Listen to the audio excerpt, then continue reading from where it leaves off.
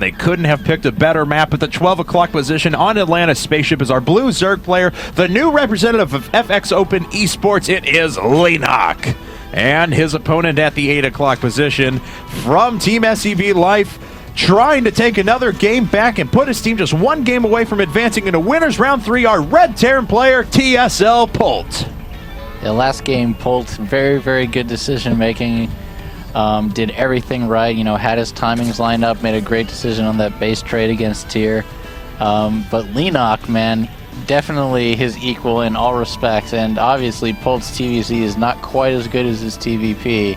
Leenock, of course, you know, the giant killer who can beat any player of any race at any time, extremely strong in all aspects of the game.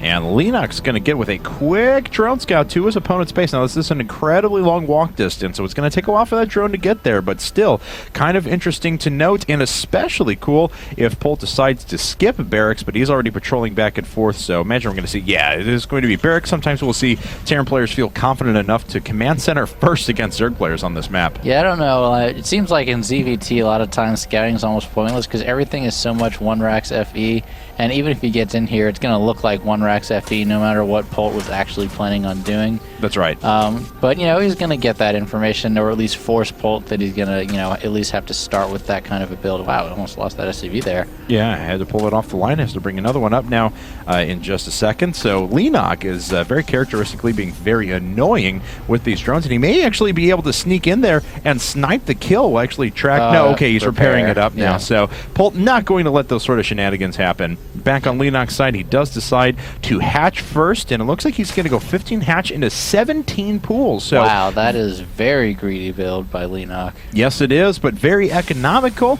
and because, as we mentioned before, this map is so large, it's going to be difficult for Polt to be able to punish that. That was actually an 18 spawning pool. Wow, yeah, he went all the way up, cap it off, and then quickly adding the extractor right afterwards. That's pretty ridiculous. So we'll see if that extra economy is going to pay off for him.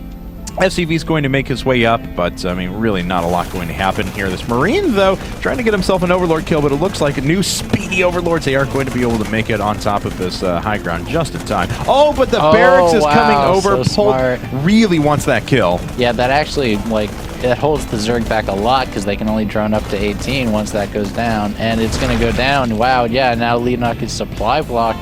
Has to start another Overlord, and now all of that money that he saved up for drones on the next cycle, he can't build, and he also can't build his queen right now. Wow. So he is locked. Does he have one queen? I believe he has one queen at his no, he doesn't have any queens. That's right. Wow, so that is going to stall that 4-queen opening that Zerg love to do a lot. I'm surprised that, I mean, he let the Overlord finish. I'm surprised he didn't go ahead and do an extractor trick. Yeah, to get at least one of those queens out a little faster. Yeah, that surprised me a lot, but that's actually really big. His creep spread's going to be slower.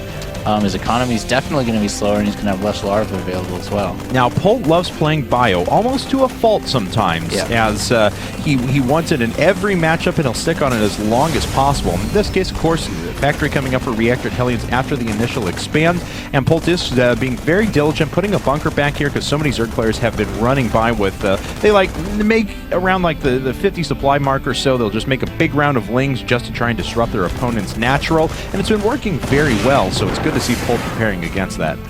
Yeah, you know, it's always good just to be safe. You know. Likes bio to a fault into double factory. All right, well, I'm curious, is this going to be Blue Flame or just a lot of Hellions into standard mech?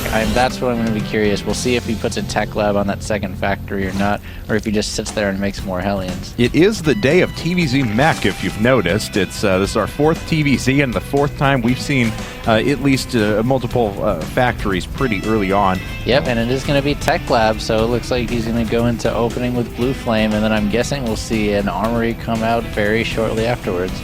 And let's see here now as Hazmat swap. Yep, there they go. So yeah, Polt loves bio going mech. I don't know, maybe this is just something they were working on practice a lot, but Bizarro world. Yeah, he must think that there is something in Leenock's play. He did delay the queens a lot, so that's a point. But he thinks that Leenock is weak to this Blue Flame Hellion opening, and obviously Leenock hasn't scouted it yet. And so Leenock has only produced 3 queens, not that normal 4-queen opening you're seeing out of a lot of Zerg players recently. And so, because you did decide to get gas so early on as well, a little more conventional opening of what we've seen out of Zerg players, perhaps, you know, a couple of months ago in the past. Yeah. Oh, good job. Wow, he actually got the tumor. That's pretty. Yeah, Polt's doing very, very well to annoy those, you know, annoy the Zerg and take advantage of those things that Zerg just take for granted, like having the creep tumors out, having the queens out faster, and he's really throwing off Leenock's timing in every aspect so far. That's right. So now, once these 4 Hellions catch up, or 3 more Hellions catch up, so there'll be a total of 7. I'm sorry, I guess there's just 6. Yeah, okay, well, I was like, he's producing 3 at a time. Where's that 7th? Just sitting back at home in case of any Ling run-by is pretty smart out of Polt.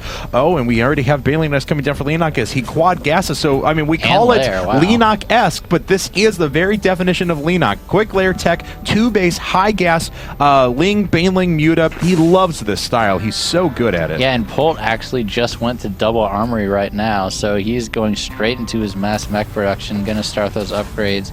And he is actually, you know, mech does fairly well against Banelings as well. And these Hellions might do a lot of damage because Leenock does not have enough to deal with this. No spine crawlers at all. He was trying to make one. Oh my god, Leenock losing a lot of workers. Oh wow.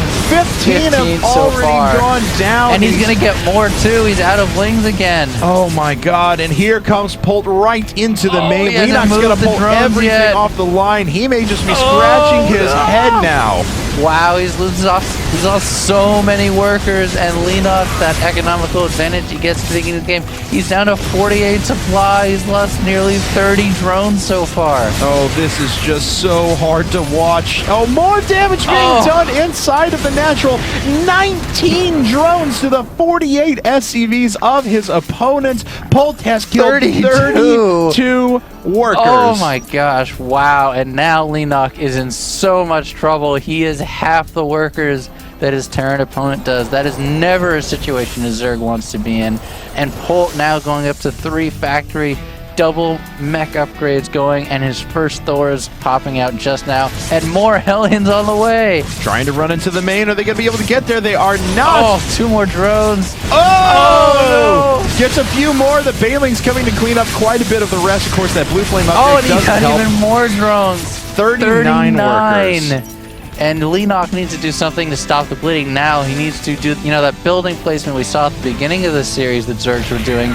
Not there for Leenock. He has a wide open choke at his ramp. He doesn't have roaches to stop the Hellions, so he's just throwing Lings and they're not doing the job. He's so far behind now. That's right. And, I mean, he's in a tough spot now. I mean, he's got to make something to defend. It looks like it's going to be 2 infestors.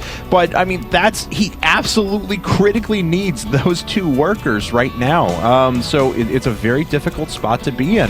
More Blue Flame Hellions going to roll up, and Polt is just continuing to increase his lead. He's got a 3rd base coming up. He's producing multiple Thors, 2 Thors at a time now. This is just a vicious cycle where Leenock needs to get his economy because he's so far behind, but the more he builds drones, the less he can deal with these Hellions. And meanwhile, Polt has his 3rd up. He's going to start floating it over now. And he's going to lose even more drones to these Hellions. That was brutal. 6 roasted right there, up to 49 killed. And my god. The follow-up to this, Polt has a massive army that's going to be building in a second. He has 2 Thors now, and he can just keep making Hellions. He hasn't even bothered with tank production yet because he's keeping Leenock locked in his base with almost no units at all. Oh no, Leenock, and once again, the curse of Leenock in an IPL, I guess an IPL Team League format. It's just not working out too well for him. A few Lings and a Fester coming out. He does not want to give up quite yet. He really wants to win that big engagement and start turning things around, but man,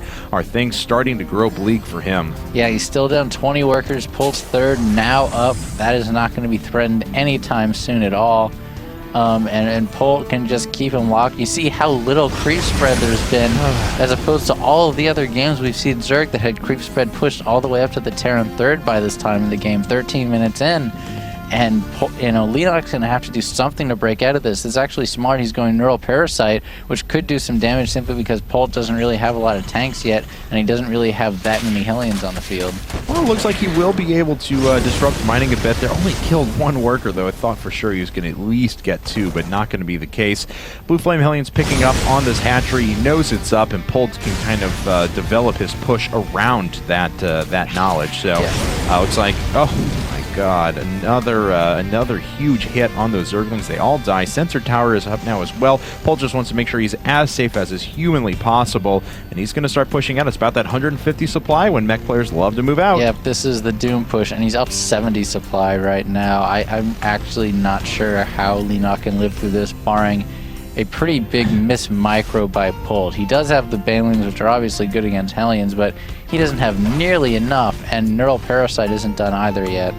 That's right, Neural Parasite's still about 20 seconds away now, so going to be a while before it comes up. Hive Tech is on the way as well, and Leenock just needs just a miraculous engagement here to even survive, much less try and find an advantage. All right, so it looks like Neural is going to be up because Polt took a little long to set up. I don't think he needed to wait this long. But it's going to see if he kills the Infestors with the Neurals there. It's going to be very, very close. Maybe Leenock can hold this off. All right, well, he does grab one of those Thors, and Thor's starting to go to town on his opponent, but the Infestors just get destroyed. Leenock is out, and TSL is just one game away from moving into winners round 3.